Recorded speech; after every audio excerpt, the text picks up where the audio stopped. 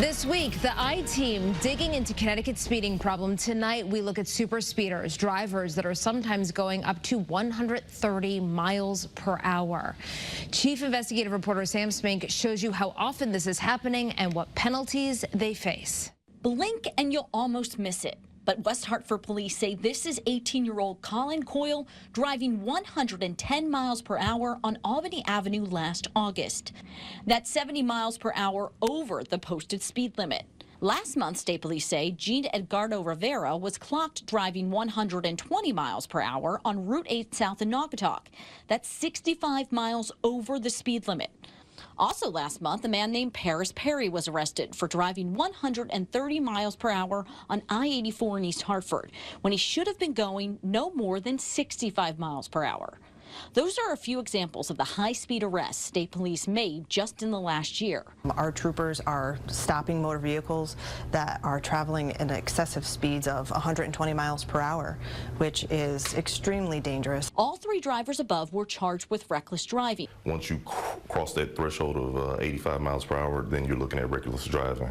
Donald Howard is a traffic attorney and defends those who have been charged with driving offenses. He says under state law, drivers can also be charged with reckless driving if they're found driving in a way that would endanger someone else's life or are knowingly operating a motor vehicle with a defective mechanism. The I-Team found around 873 people have been convicted of reckless driving since 2021. Reckless driving is a criminal misdemeanor and could result in jail time. At that point, now you're facing $300 fine, up to 30 days in jail, and a 30-day license suspension.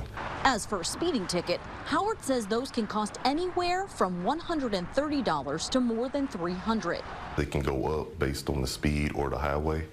Since 2021, the I-Team found there have been more than 83,000 speeding violations where the driver has pleaded guilty or no contest. Breaking that number down, more than 33,000 involved drivers charged for traveling unreasonably fast, meaning that driver was driving more than 20 miles per hour past the posted speed limit. More than 31,000 were driving over 70 miles per hour on a limited access highway.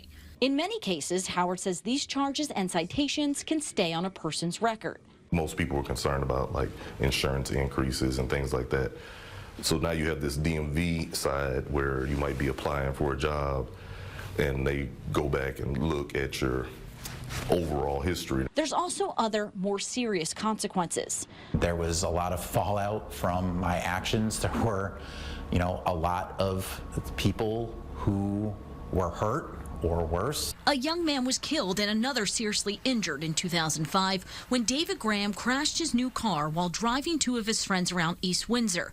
They also crashed into another car. I made a right turn onto the road that I crashed on, and that's actually the last thing that I remember. When I regained consciousness, my car was completely smashed and resting up against a tree.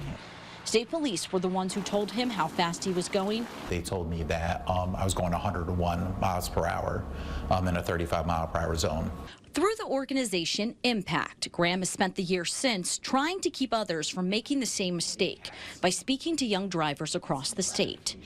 In hopes that they would never put themselves in the same position that I was in, or put their friends, their loved ones, in a position that I did. It only takes one bad decision and it can forever change your life.